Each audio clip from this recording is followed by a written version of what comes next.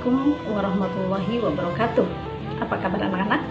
Ibu doakan semoga kalian senantiasa ada dalam lindungan Allah Subhanahu wa Ta'ala, tetap semangat dan tetap jaga kesehatan. Alhamdulillah, pada kesempatan kali ini kita bertemu kembali dalam pembelajaran akidah akhlak.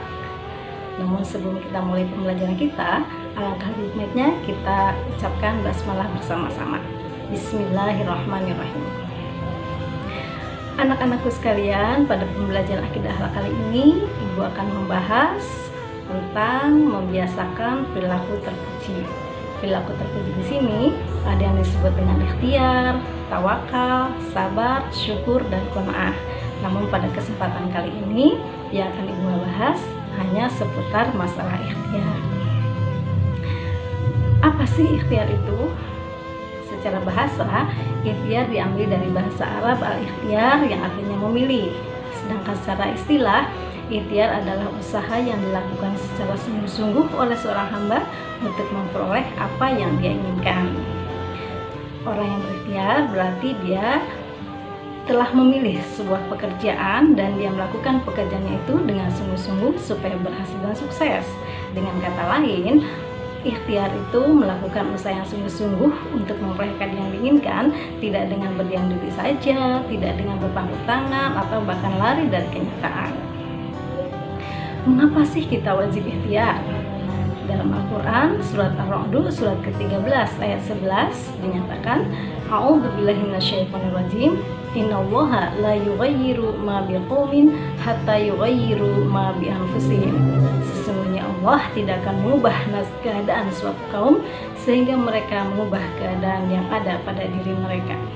Dari ayat sini jelas bahwa keadaan yang kita inginkan, kebahagiaan, kesuksesan itu tidak akan datang dengan ujuk-ujuk, tidak akan Allah berikan dengan begitu saja, tetapi semuanya harus kita perjuangkan. Dalam ayat lain, dalam Quran surat Al-Jumu'ah surat ke-62 ayat 10 dinyatakan, A'udzubillahi minasyaitonirrajim, fa idza qudiyatis sholatu fantashiru fil ardi wabtaghu min fadlillahi wadhkurullaha katsiran la'allakum tuflihun. Apabila telah ditunaikan sholat, maka bertebaranlah kalian di muka bumi, carilah kurnia Allah dan ingatlah Allah banyak-banyak supaya kamu beruntung. Dari ayat ini juga jelas, Allah memerintahkan kita dengan tegas agar mencari rezeki setelah kita menunaikan sholat. Jadi meskipun kita rajin sholat yang 5 waktu, tidak pernah ketinggalan sholat fardu, tetap itu tidak meninggalkan kewajiban kita untuk mencari rezeki atau untuk berikhtiar. Dua ayat tadi, yaitu Quran surat Ar-Ra'd ayat 11 dan Quran surat Al-Jumu'ah ayat 10, merupakan hujah atau alasan atau dalil nakli yang menyatakan kepada kita, yang menunjukkan kepada kita tentang wajibnya kita untuk melakukan ikhtiar. Nah, anak-anak sekalian, setelah kita tahu pengertian dari ikhtiar, kita juga sudah mengetahui dalil naklinya, maka kita juga harus tahu bagaimana sih bentuk-bentuk ikhtiar itu. Apa sih contoh-contoh perilaku ikhtiar dalam kehidupan sehari-hari? Nah, diantaranya bekerja keras supaya kita tidak menggantungkan nasib kita kepada orang lain. Kemudian contoh ikhtiar juga rajin belajar. Meskipun kita tidak ada tugas dari guru, meskipun kita tidak belajar ke sekolah, tidak belajar di kelas, belajar tetap harus kita laksanakan. Karena sebenarnya anak-anakku ya, kewajiban belajar atau menuntut ilmu itu merupakan kewajiban yang tidak mengenal batas waktu dan tidak mengenal batas daerah teritorial. Jadi dimanapun, kapanpun, selama hayat masih di kandung badan, selama kita masih diberi kesempatan untuk bernafas, kita tetap diberi kewajiban untuk belajar ya. Karena yang namanya belajar itu selamanya minal mahdi ilal lahdi. Kemudian juga yaitu memiliki sikap perwira supaya kita disukai oleh teman-teman, disukai oleh saudara, oleh sahabat, oleh keluarga, juga oleh orang tua. Selanjutnya, semangat dalam melakukan pekerjaan. Tidak boleh marah-marah, tidak boleh aral, tidak boleh sambil malas-malasan ya anak-anak. Contoh perilaku ikhtiar juga diantaranya tidak pernah putus asa di dalam menghadapi kesulitan.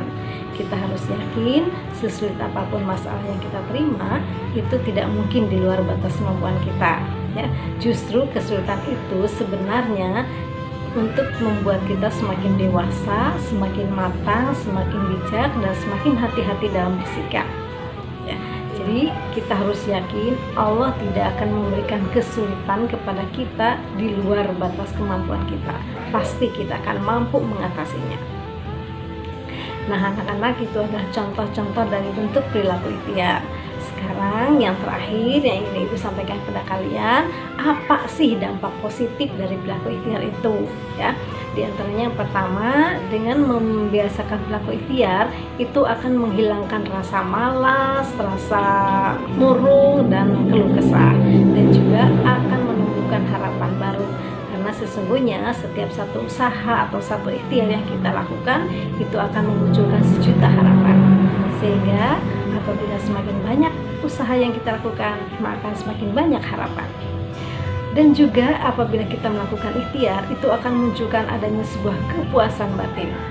Dan kita akan terhormat dalam pandangan Allah dan juga dalam pandangan sesama manusia.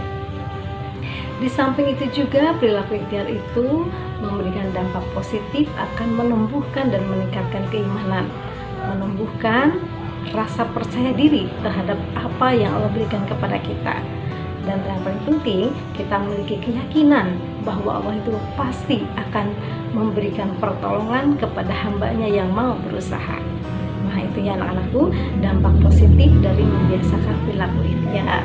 Semoga ikhtiar itu menjadi karakter yang ada dalam diri kita ya. Dan tentu saja sebagai seorang muslim, ikhtiar yang kita lakukan tidak boleh melanggar dari syariat Allah. Barangkali itu saja materi yang disampaikan untuk saat ini.